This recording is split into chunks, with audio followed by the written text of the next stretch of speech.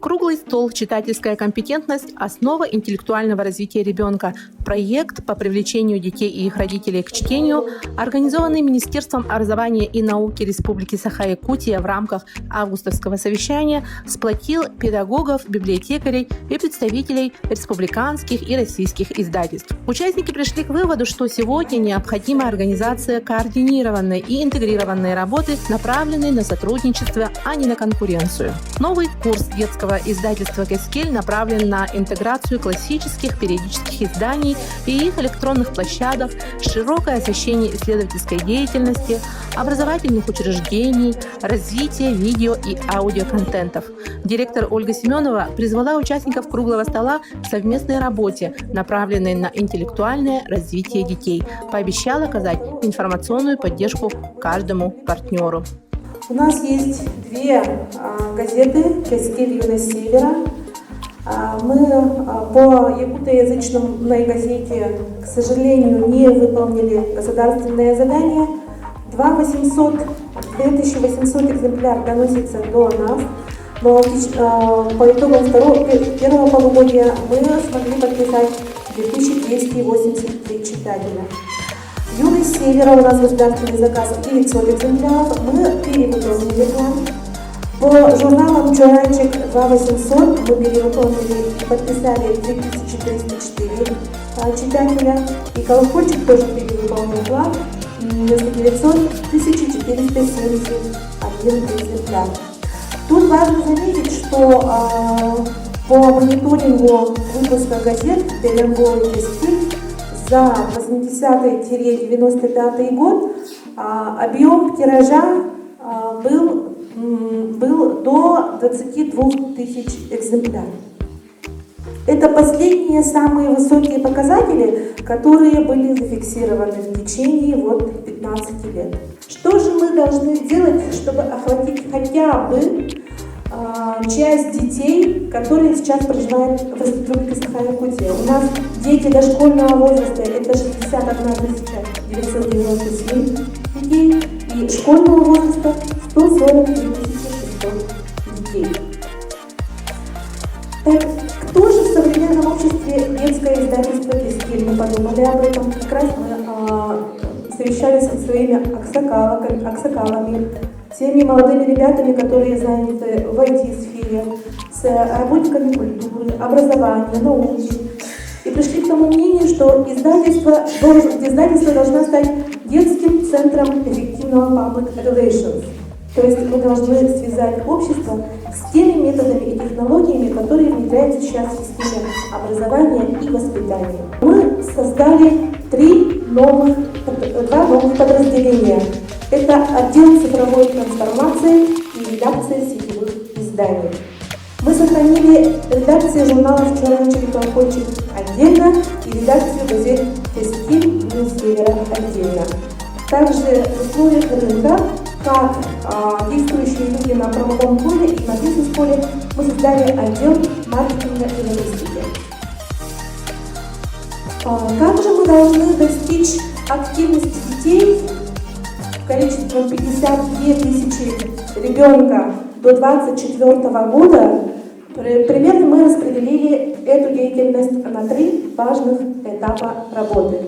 Это креативное мышление, развитие креативного мышления, technical skills, компетенции технические для среднего возраста. Как мы должны отразить?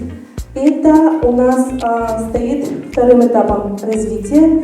И, конечно же, long-term trust – это долгосрочное доверие, друзья. Долгосрочное доверие, которое мы формируем с вами для детей. Это линейка продукции и линейка тех разработок, которые посвящают взрослые родителям. У нас очень большой интеллектуальный запас. Те творческие идеи, которые сохранились в течение 80 лет, у нас лежат в издательстве. Их просто надо вынести на новый циклический уровень, как я уже замечала. И мы очень рады, что молодые айтишники заинтересовались этой линейкой нашего издательства. Там есть краеведение, там есть традиции, там есть литература и все эти направления жизнедеятельности человека, которые уже зафиксированы. То есть сурулут, как мы говорим, то, что написано, то сохранилось. Мы сейчас ведем крупную деятельность на базе Малой академии наук с основного года и вот с сентября, с нового учебного года, в рамках Квантуриума во Дворце детского творчества у нас открывается медиа Квантум. То есть мы будем вести издательство и совместно с детским Дворцом детства будем вести кружок медиа Квантум. Мы планируем вести программу переподготовки для педагогов на базе этих же учебных заведений по направлениям учитель-блогер и учитель-журналист. Это та мотивационная линейка для педагогических работников, которые будут руководить, воспитывать детей, писать для средств массовой информации и для тех электронных ресурсов, которые сейчас очень популярны, и поднять на качественно новый уровень язык и письменное слово блогеров.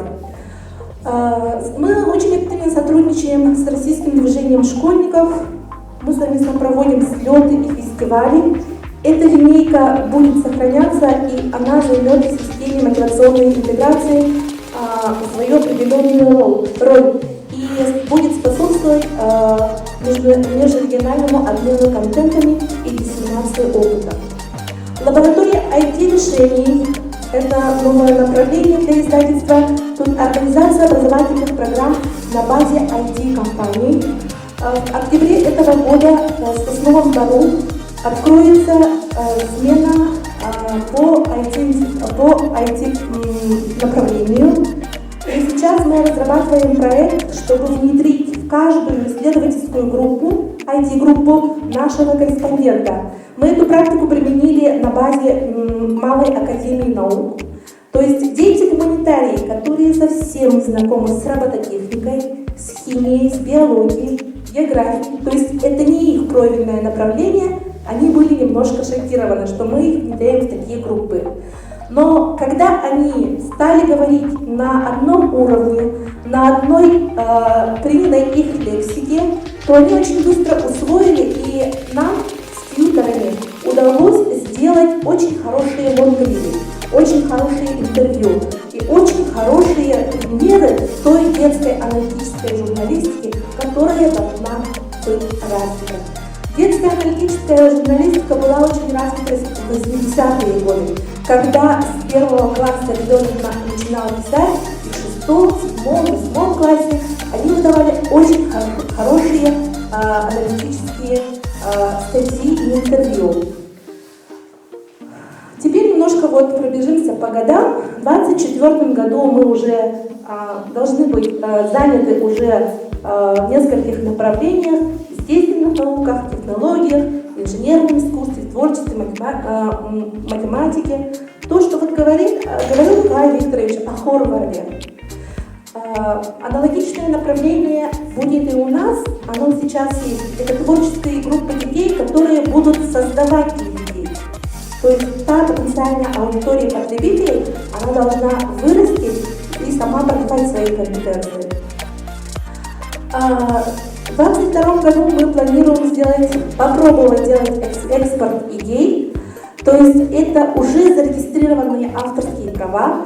Для этого мы в июле месяце уже начали работу с бизнес-сообществом Республики Саха, то есть бизнес-сообщество молодых предпринимателей. Совместно с ними мы издали новый журнал «Эрген». Вы, наверное, видели на площадках педагогического совещания эти журналы. Там буквально говорим о детях-предпринимателях, которые уже начали заниматься своим делом. Там есть лайфхаки, челленджи, которые в формате челленджей и лайфхаков мы даем их примеры. И есть также консультация на детской доступной лексике налоговой инспекции, юридические службы, бытовые, маркетинговые вещи мы тоже даем на детской лексике. Этот журнал должен стать живым, то есть мы знаем, что объемы бумажного носителя не могут в себя вместить тот объем информации, который мы хотели бы брать, да? И на нашем YouTube-канале и на нашем сайте Кескин 14 будут размещены живые журналы вот по этому направлению. Мы будем генерировать идеи. Почему мы говорим экспорт идей? Потому что мы хотим создать тот новый образовательный результат, который бы способствовал республике стать некой территорией интеллектуального престижа. Да? То есть интеллектуальный престиж, то, что мы находимся очень далеко, то, что у нас менталитет совершенно другой, и то, что мы говорим, что дети все очень талантливые, это все зависит от того, насколько мы правильно, насколько мы эффективно будем воспитывать в них читательскую компетенцию. Вот Анатолий Николаевич, выступление Анатолия Николаевича и Николая Викторовича перекликаются там, где говорится талантливые дети и осознанное чтение. Осознанное чтение – это тот багаж знаний, который основан на нашем менталитете. Мы это все прекрасно понимаем, и я предлагаю вам консолидироваться вокруг этого, и вокруг издательства мы предлагаем собраться. Мы готовы быть вашей информационной поддержкой.